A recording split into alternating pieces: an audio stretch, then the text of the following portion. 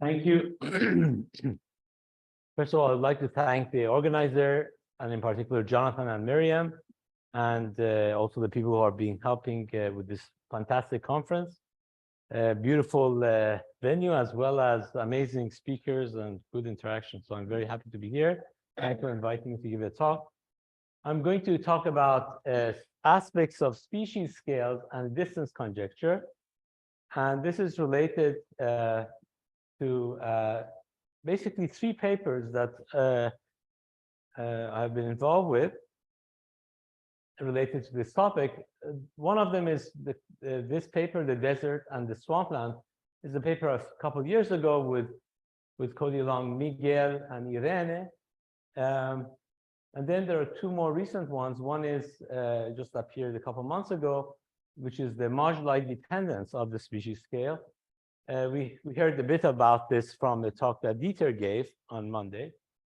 And I'm going to also talk about a work which is going to appear hopefully shortly, within a week or so, which is the bounds that we get on species scale and distance conjecture.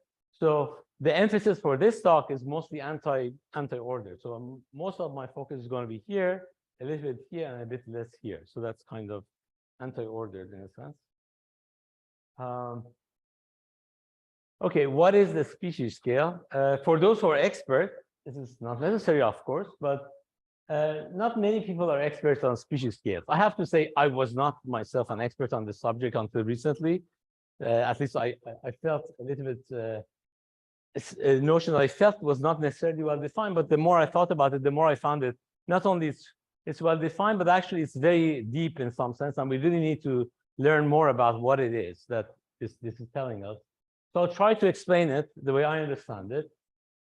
So this is the works that Dieter reviewed for us by Diwali and also with Dieter and also Gomez. It's a number of papers that introduce this subject. So suppose we have a large number of light species, light states.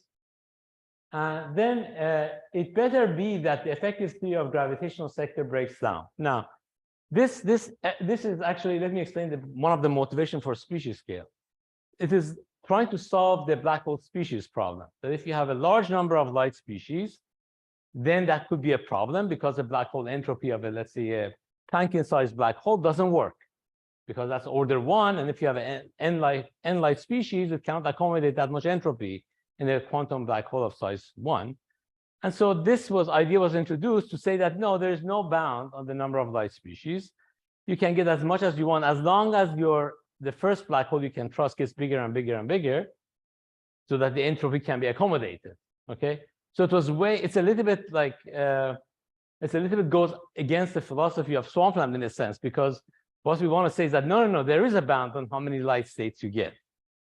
But actually, the way you should read this is n is not necessarily the number of massless modes, the light modes, and that's crucial. So we're not talking about just massless modes, we're talking about light modes. Of course, the number of massless modes we believe is bounded, but the number of light species here does not just mean masses, it means really light. For example, the ones we get at the boundaries of marginalized space, these are light species, as Dieter described in his talk. So the idea was therefore to say that, okay, the black hole of size 1, which will give you a Plankton radius, would not accommodate too many degrees of freedom, but you can fix this by saying that the minimum black hole should accommodate them. So the entropy of a minimum black hole in Planck units goes like R to the d minus 2 for the minimum size black hole. And therefore, it says that the minimum size black hole should scale like n to the power of 1 over d minus 2. Now, it's not just enough to say, I don't trust the black holes which are smaller than this. There should be an effective field theory explanation of how. Why don't you trust it? The reason you won't trust it is because the higher order terms in your action become comparable to the Einstein term, and therefore we cannot just treat the Einstein term by itself. And therefore your description of the black hole becomes unreliable. So somehow we should get an unreliability by having a new cutoff in the gravitational sector because of this effect. This is a key point I want to say, that this is a kind of a new cutoff that we didn't have before, or more precisely, the natural scale that appears in gravitational terms whenever you want to say what is the corresponding UV cutoff should be this rather than the Planck scale. That's, I think, the main takeaway from the species scale. In other words, if you write the gravitational sector of the theory, you have usually the Planck m Planck to d minus 2 times the Einstein term. But now you have all these higher dimensional operators that could appear with coefficients that by dimension argument should be given by a dimension of the operator to the n minus 2. Notice that my m Planck is outside here. So the dimension of this is n minus 2 here. And you find that the more higher n you get higher power of the species scale over here. Now, the species scale, if you have massless modes like phi, like the ones Dieter was talking about, could depend on the moduli in principle. And of course, you could have massless fields and so on. I put this outside of this. This is not controlled by m Planck. The gravitational part of the action is here. This is a moduli field on whatever you're describing here. Notice that I'm not saying that this cutoff, that is a gravitational cutoff, has anything necessarily to do with the rest of the theory. This is the gravitational part. The black hole breaks down. Now, you ask, what are the coefficients of these terms? Well, we expect the coefficients of them to be order 1. Of course, that's not necessarily always true. There could be a few of them which are accidentally, let's say, even 0. But as we discussed in a paper a few years ago with Jonathan, we argued that there could be only a few amount of fine-tuning in these terms. That is, just as you assume that there are a finite number of phi's, you can only expect a finite number of coefficients here are fine-tuned. So basically, generally, you should expect order 1 coefficients, even though there could be exceptions. So there'll be infinitely many such terms with roughly order 1. That's the way we should think about this. This is what I'm going to assume when I talk about species scale. I'm basically going to translate it to the language that means that the gravitational part, the effective action will have this kind of term. There are examples that Dieter talked about. One was this string case, when you have a light string tower. In that case, lambda s is m string. That's just what we're familiar with, namely the gravitational corrections in the effective action for string are always has a 1 over m string to the correct power to be there. In the case of the KK tower, this is the m Planck in the higher dimensional theory. Again, that's a natural thing to expect. Again, nothing amazing. So those are obviously consistent with these two examples.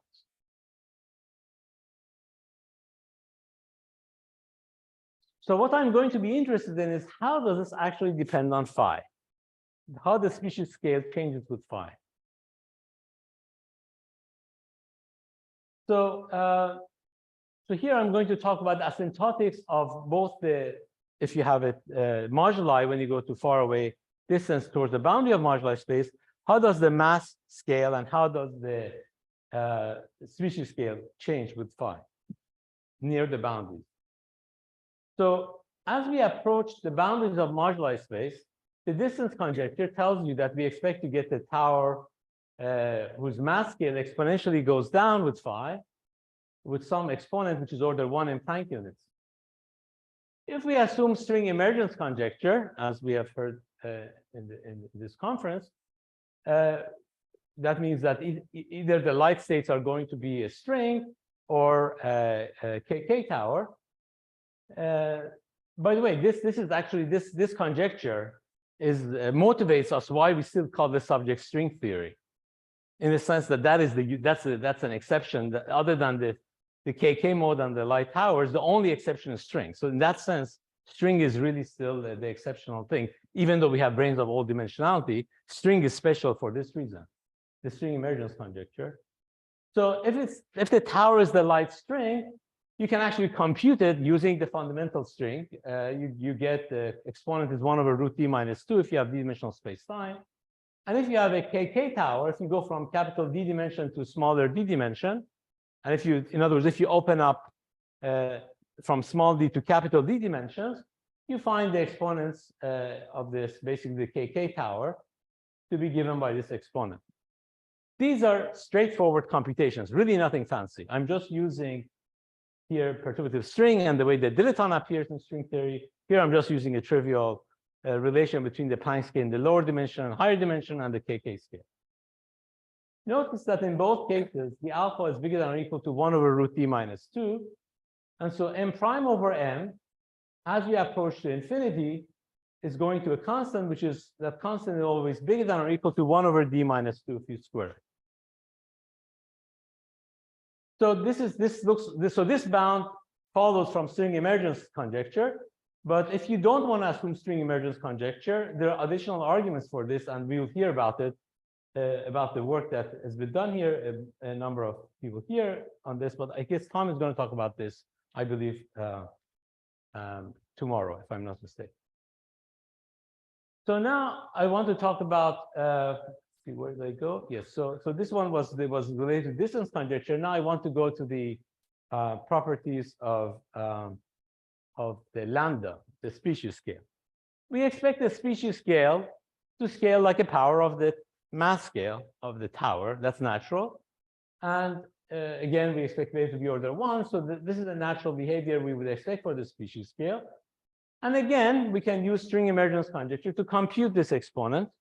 We find in the strings case, beta becomes 1 over root d minus 2. And the kk tower case, it is the same as almost the same as what we had for the mass dependence, except that the role of d minus d and d minus 2 have flipped. It was previously in the numerator and denominator, now it's flipped side. So it flips the other way. So now we see that in both cases, this exponent is less than or equal to 1 over root d minus 2. In other words, the square of this is less than or equal to 1 over d minus 2 as phi goes to infinity. So this is, of course, to suggest that the string emergence tells you that there's this bound. It's always less than or equal to d minus 1 over d minus 2. Natural to conjecture that this is the case, at least the string emergence is telling you it has to be the case, that this is the bound. Okay. Now, how does lambda depend on moduli? Well, as you go on different points in moduli, lambda should change. In particular, as we go to the boundaries, we have already said that lambda should go down exponentially. So lambda goes down exponentially on the boundaries of moduli space. Depending on which boundary you go to, you might have different exponents. So you're going down, well, you will be presumably coming up back somewhere in the middle of moduli space. Notice that lambda species is always less than or equal to 1 in Planck units, because it cannot be more than Planck. Planck is, of course, the max, the cutoff is always at least Planck, so it could only lower it. So you get some interesting function, some amazingly natural function on the moduli space, which is bounded by 1 in Planck units and behaves exponentially. Wow, what is this function? So it's already a prediction that there's a natural function on the moduli space with this property. A while back, a few years ago, this was the first paper I was referring to with Miguel and Irene. We studied aspects of what is this maximal point can be. What is this, what we call the desert point? How much can you push this up? In some sense, this can be defined to be morally the middle of the moduli space. The most you can push the scale up, so there's nothing. There's no light species until a long time, so to speak. Now, so we did have some reflections on this, and we did have some studies on this. We had to characterize some aspects of this point in some examples. So what I want to now say is, basically, I want to have a more systematic way of trying to come up with how we come up with computing this object, at least in some examples. This is going to be very difficult to compute in general because we don't know how to find the minimum size black hole we can trust, except asymptotically. So how can we do this computation? Sounds like it's impossible. And now comes the dependence on the moduli space, which is the paper here that I was referring to. This is the work with, which is two of my friends are here, over there. Max and Damien are here, and also my student David Wu, who is not here. So this is the dependence of the lambda on the moduli space. We consider n equal to supersymmetric theories in 4 dimensions. This was the context we already heard about, the moduli dependence of species scale from Dieter. And in that context, there is a natural object that we can compute, which is the one-loop topological string amplitude. F1. This depends on the vector multiplet moduli of the n equal to 2 and 4D. We compute it. This is computation can be done. It's a correction. F1 computes the correction in the action, which is a gravitational term. W is a gravitational superfield in the n equal to 2 language. So the square of it, when you do the theta integration, gives you a term like r squared, self-dual part of r. And there's an F1 of phi. Okay. If we assume this is a generic term, which generically would be a generic term, this should be related to the 1 over lambda species squared because it's a gravitational term. So without saying much, I have already motivated why this is natural. Now, so in other words, if this is a typical term, of course, it could be exceptional. Like, for example, you could have a situation like you compactify in a 6-dimensional torus, and then this vanishes, this term. And then it would not be a generic case. And then this would not be the species scale. So just as I was saying, the generic term in the species scale will have this structure. So for generic, we expect this to be the species scale. And therefore, we identify this with 1 over the lambda species scale squared, because that's the cutoff for this theory in this case. Okay. We gave further evidence in our paper why this is actually a right identification by actually checking it, that asymptotics work correctly. So we first of all, we noted that F1 is computable. It's one of those amazing objects which are simple mathematically to define, physically defined, mathematically to compute, and is not corrected by any quantum corrections. In other words, exact computation. So it's rare that we can put our hands on such an object which is exact to all orders, we can compute it, and it's mathematically very naturally definable. And it's related in the type 2B language to a combination of the log of the determinant of Laplacian acting on PQ forms with some combinations of the PQ forms on a Calabi-Yau.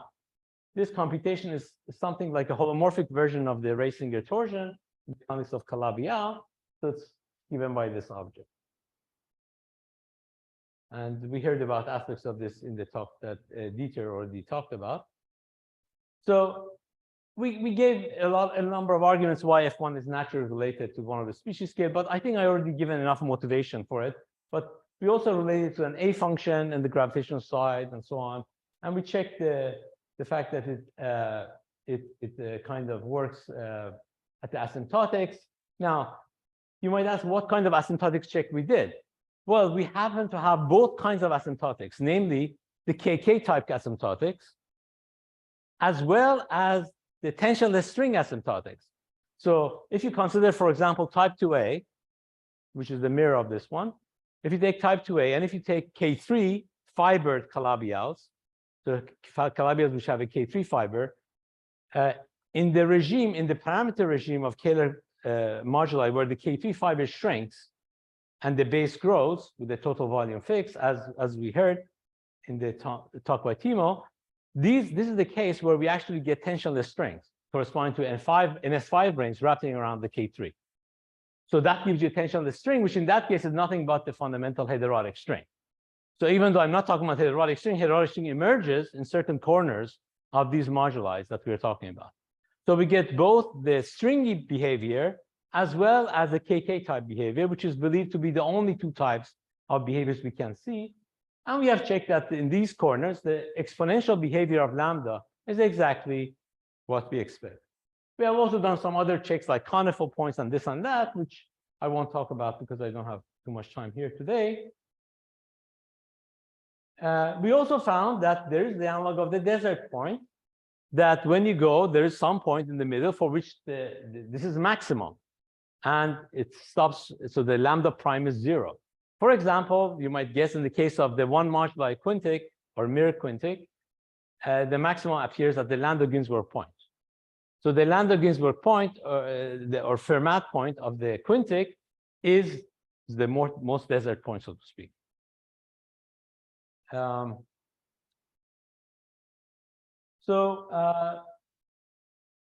So are there any features which can be argued to hold both in the interior and the asymptotic values? That's the question now I want to raise. So what can we say about these general features that's true not just asymptotically? Asymptotically, I've already argued that lambda should go exponentially down. Is there something I can say is true everywhere? That's the question. Now, this is a very hard question. This is the kind of question we love to put our hands on in the context of swampland, where in the strong coupling points, we don't know what to say. It's too complicated. We only go to weak coupling. This is one of those exceptions in the sense that in some language, this includes the interior, which is immorally strongly coupled. So can we say something which applies to every point?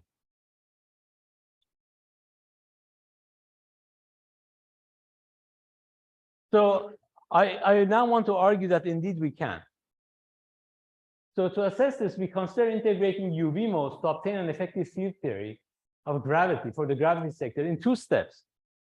So in step 1, we integrate out the massive modes. So you integrate out the massive modes and you get an effective theory of this type. This is some kind of a coupling of the form that was because of integrating out the massive modes, you're getting some correction which is involved with the species scale. And then step 2 is I'm going to integrate out the short distance mode of the massive field. And for simplicity, first I'm going to assume there's just one massive field. I'm going to integrate out one massive field up to the cutoff lambda s. In other words, first I integrate out modes of every other field, except for the last one, which is the massless moduli field. And then I'm going to integrate out the high energy modes of this field up to the scale lambda species. So I'm doing it in 2 steps. Now, the key is this fact here. The requirement, the consistency requirement is that step 2 should not change the general structure of the step 1. In other words, we claim that if you integrate out the high energy modes of this phi field, it should not affect the species scale appreciably. Up to order 1, it should not affect it. Why is that? Well, this is because if it did, this would have been, the reason we have this is because of the black hole physics, that these massive modes that you counted were needed to count for the number of degrees of freedom of black hole. A single field will not do that, will not account for degrees of freedom of a black hole, one field. Therefore, this should not change this behavior. So therefore, the consistency requirement is that whatever you do cannot change the asymptotic behavior. It should maybe multiply by some number, but it should not change the asymptotic behavior. It should not affect this term. And that's the main step we are making. This is the step that is going to give us a bound. Integrating this phi out should not change this behavior. So let's see, what does this give? So in other words, consistency of effective field theory and the idea that the species scale cannot be affected by a single field is the key point here. So let's consider two of these terms. One is some operator of dimension n and some operator of dimension m that's appearing in the action with order 1 coefficients I'm not writing. And let's now integrate out the modes of the phi field, the heavy modes of the phi field. Well, so if to do that, you have to expand this near some fixed value, let's say near some value phi. If you expand it out, you get some corrections involving lambda prime over lambda times delta phi with some order 1 numbers here. Now you will have to just contract the fields and just get a new effective term by contracting them. You naturally get, just a Green's function between them. Very simple. So you get ON with some computations with some Green's function between them. So this looks like a non-local operator as it should be. However, bear in mind that we are talking about an effective theory valid up to the UV scale lambda s or distance scale 1 over lambda s. So these operators are not point-like. We should view them as smeared operators. In other words, if you consider a smeared operator, which is in the size of box 1 over lambda s, it is equivalent to saying that you can actually integrate this up to a scale of 1 over lambda s and view it as a point-like operator. It's a scale, that's the usual idea of the RG, namely you identify an operator with a smeared version of the up to that scale. And if you do that, you naturally get OM times ON, lambda prime squared, and the integration over these will magically give you a term, again, of this form. So you get the term that you had before with an extra factor of lambda prime over lambda squared. But now this is going to be a term that you already expected there to be the effective action, and you should not be modifying it. You should not modify, but now it's gotten modified. The contribution of these effective terms better not change the asymptotic value, and therefore we expect that this piece better be less than or equal to 1 or order 1. That's the argument.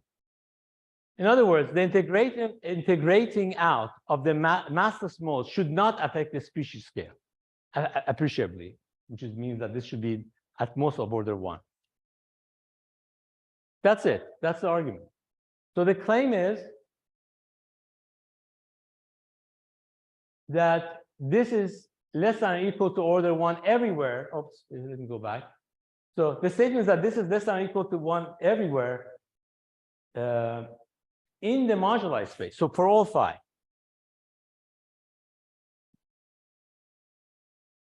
Now, one might be tempted to say, well, what is that order 1 number? I already argued asymptotically, this is less than or equal to 1 over d minus 2.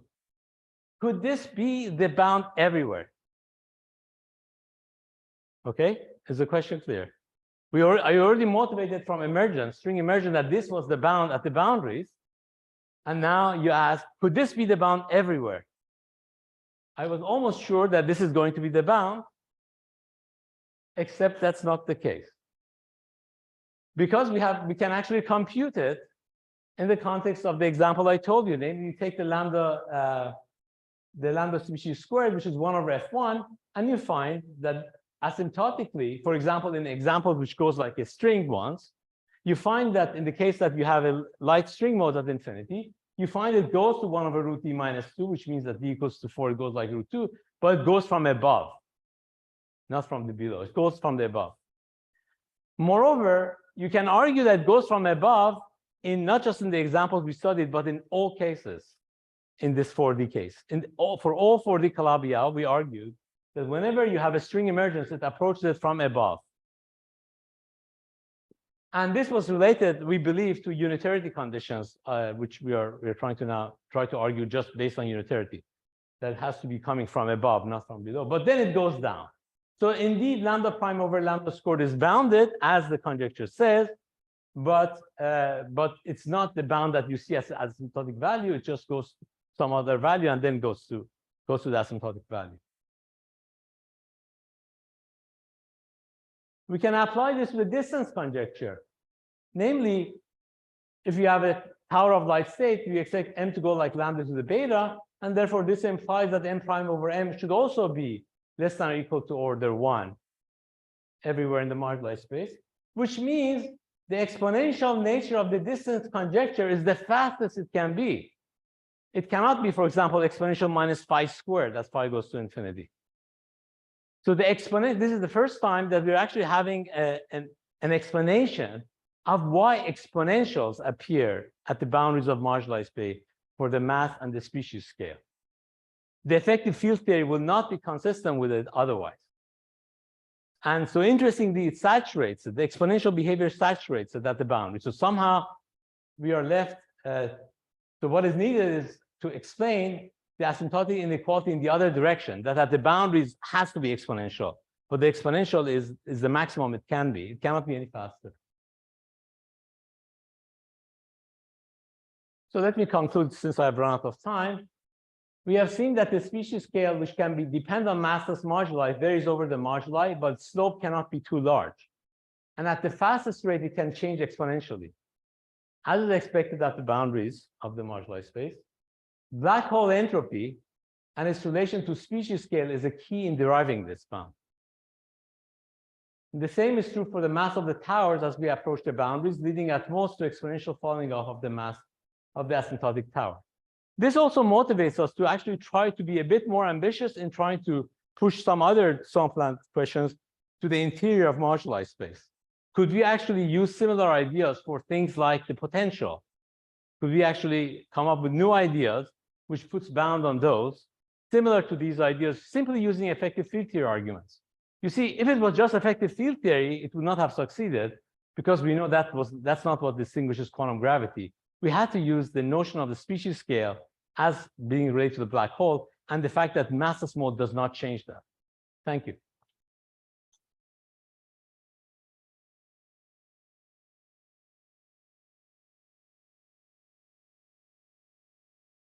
Yeah. I think quite exactly what we're using right now.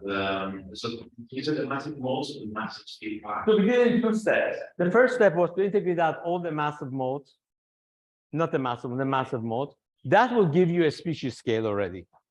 Then you try to integrate, you cannot integrate the massless modes because they're massless, but you can integrate the high momentum modes. So we integrate out the short distance modes of the mass. We should do that. We need to do that because the species scale is the cutoff for gravity is smaller than that. So we integrate that out, and we said doing that should not mess up the computation, and that was how we got the bound.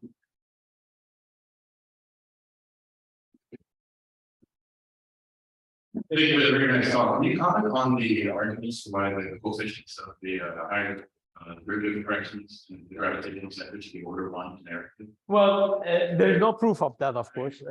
But the argument we had with Jonathan was basically that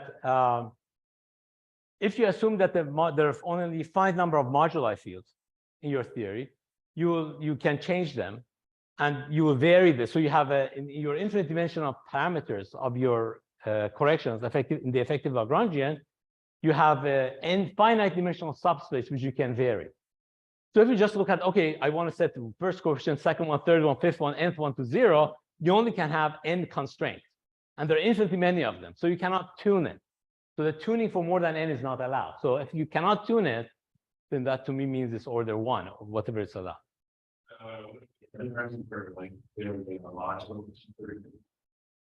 Well, anytime you get a large or small in some sense tuning. Yeah. One of the questions, so there could be other mass experiments Okay, so this is a very good question. So let me answer that. That's actually a very good question. So I was going a little, I was not trying to explain it because it's a bit more subtle. You could say the following. You say, okay, 1 massless mode integrating out doesn't do much. 2 doesn't do too much. 3, maybe not too much. How about 10 billion? How about tens of how about that? In fact, that was the original motivation that we were studying with Miguel and Irene. What if you have a huge number of massless modes? Okay, so we did study that. What we found, surprisingly, is that the species scale was less than the contribution n to the 1 over d minus 1 over d minus 2. Also for that, even if when we went to the large n. So I'm assuming that that's true in general. That is, even if you have a large number of massless modes, it won't affect the species scale. Species scale is driven by massive modes. That's partly an assumption. I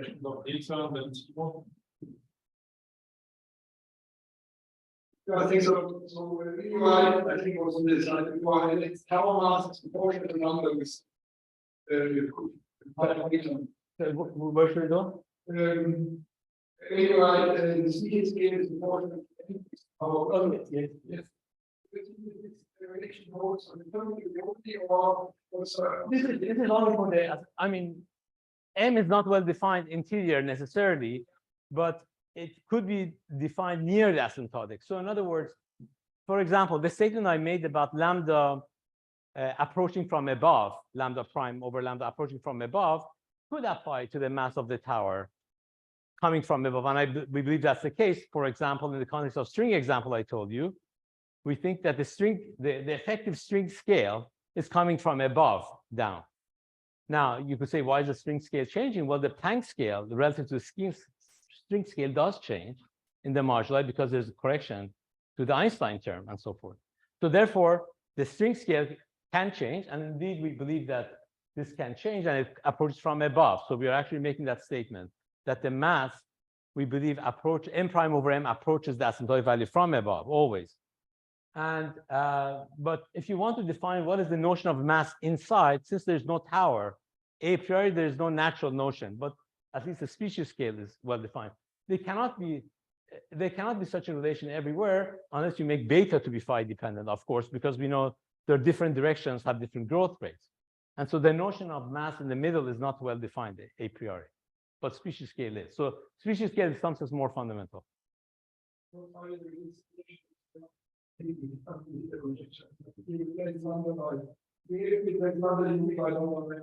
Yes, it has similarities, yes.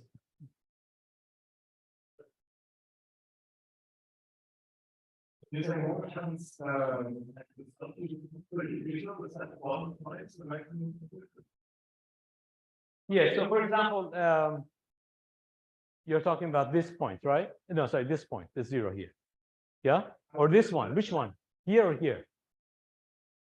Okay, this point is nothing terribly special, at least as far as I can see, because, well, I have to tell you that we had an ambiguity about the constant shift of F1, which doesn't allow us to actually exactly compute this number, but we know it goes always from above. This one we can compute reliably. And so, for example, for the quintic, I told you this is the Landau-Ginzburg point. For the case of K3 times T2, that simple example, where you have the complex modulo tau, that tau that you might naturally expect that that point is tau is equal to the third root of unity case. And indeed, that's the case that we also have found with Miguel and Irene using a different argument. So indeed, it happens at the point that you expect. It's nothing exotic in that point. I'm sure you mentioned the emergence. I'm trying to understand the relation between the arguments you were giving and the arguments of our argument. For the argument I was giving, the EFT did not use the emergence. So the argument I was using was just the meaning of species scale. Yeah.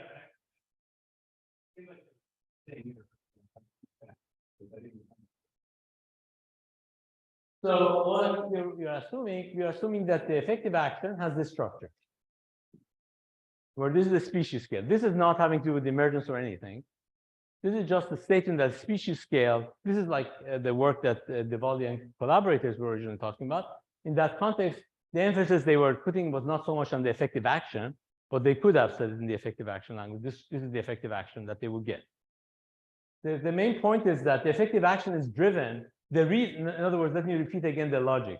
The logic is the reason there are these corrections in the gravitational sector is because of integrating massive modes, just like what happens in the effective field theories. That's very normal to get such terms when you integrate massive modes. Now, you might have expected the massive modes could have messed this up even more. That could happen in a non-gravitational theory, no problem. In the gravitational theory, if it did that, it would change the black hole entropy question of what is the smallest entropy, which we don't think it should be possible if you have a finite number of degrees of freedom or a few degrees of freedom. So here is where I'm using the black hole physics. The black hole physics is telling you this better not be the dominant feature affecting this. That's the statement here. Okay, I think we should